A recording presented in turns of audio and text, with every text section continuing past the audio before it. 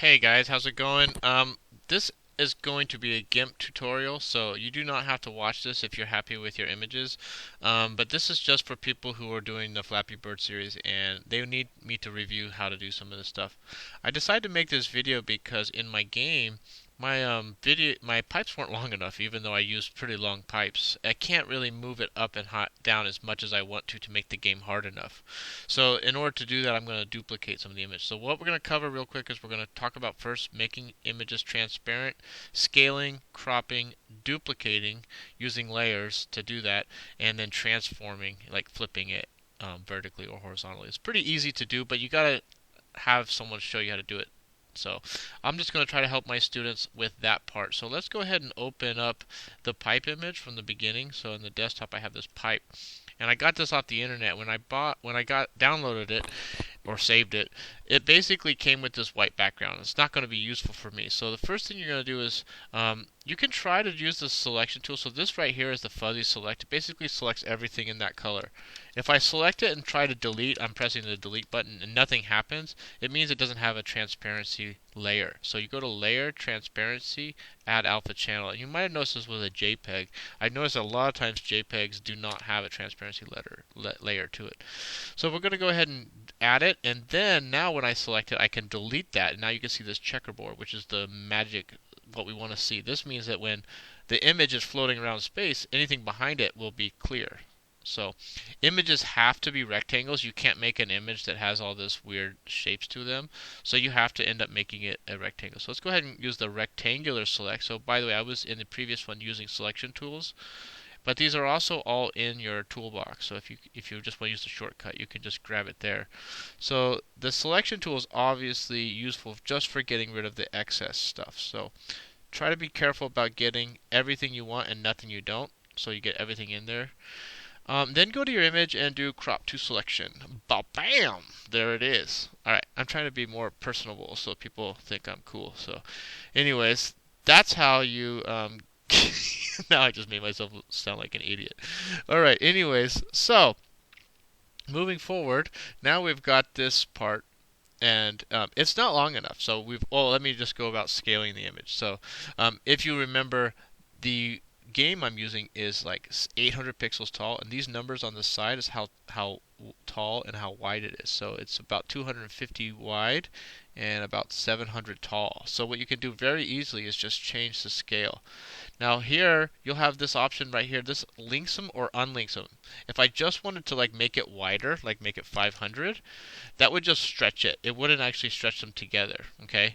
So if you ever wanted to just make it a square, you can do that.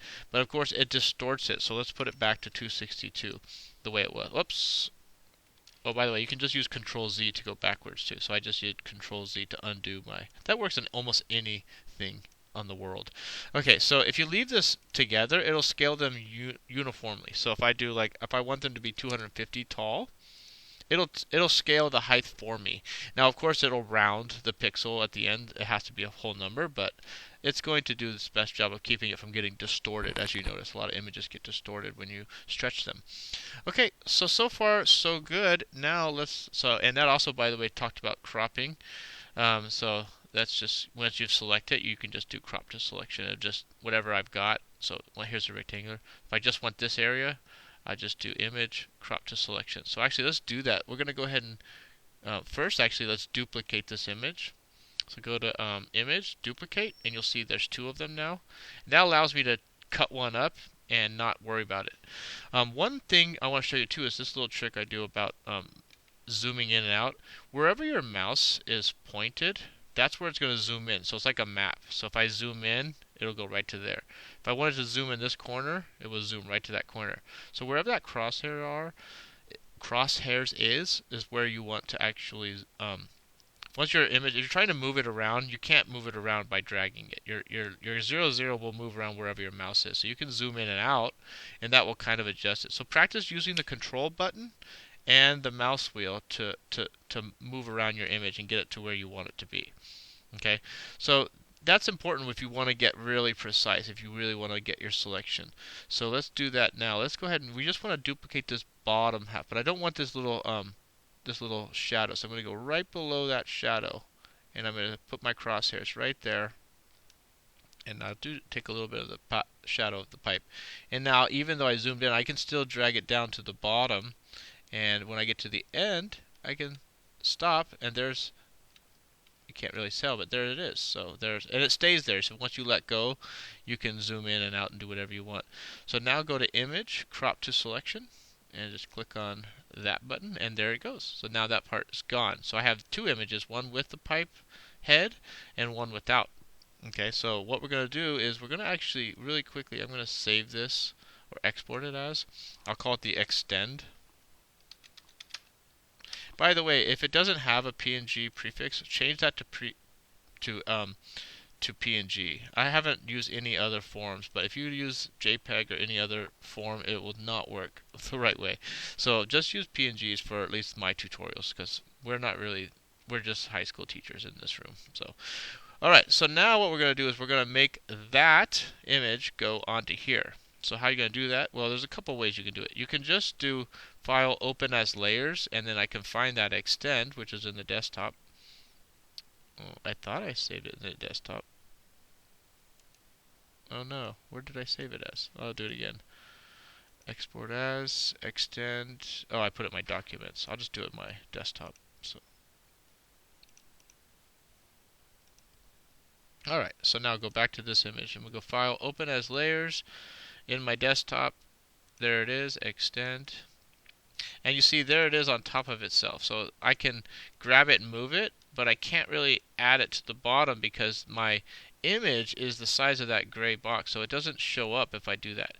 So you kind of have to change the size of it. So what you're going to do is go to Image, Canvas Size, and just double the height for now. And then resize it. Now you can see it extended the height of it, so now I can move this around, and I can get it all lined up just the way I want it. And zoom all the way in for this part. And make sure all the black is good. Okay, so now it looks pretty good. I want to get rid of this bottom part. So let's go ahead and do one more crop to selection. I'll be a little quick because I'm trying not to lose the interest of my audience, which are mostly my students, so they have to watch it. So anyways, they're probably watching it at 2 speeds, so 2 times speeds, 4 times, really fast, it'll sound like this. Alright, so now I'm going to do File. What am I going to do? See, I try to be cool and funny, and I just mess up my own head. Now I'm going to export this as my bottom pipe. And then again, .png. And go to export that. Okay, so that's all working pretty good. So now if I wanted to, I can just close these guys. Discard changes, close this. I can even close the tutorial. Now I should open this, because you know how it was, what was it? Oh gosh, it's in my documents. Bottom pipe. Great. Where did I save that? Bottom pipe, there it is. I just had a mild panic attack. So you can see what it looks like. It looks nice. It pretty much looks the same, only now it's the right dimensions. It's got the extra length to it, so it's very tall. So I can use that to move it up and down in my game. But I also want to have this exact same image upside down. So it's very easy to do, actually. Just go to Image, Transform, and you can go to Flip Vertically, and boom, I have the top pipe. And so now I can export that and just change the name. So I had bottom pipe, now I have top pipe. Always capitalizing the second word, no spaces or any of that stuff. Alright, export that, and boom, there we go. So now you'll see that's why my game has these longer images in it. Now we're all set up to go. So I hope you guys join me on the next tutorial. And by the way, don't forget to subscribe, hit the like button, and the alert, and all that stuff that the kids do today. Thanks. Bye.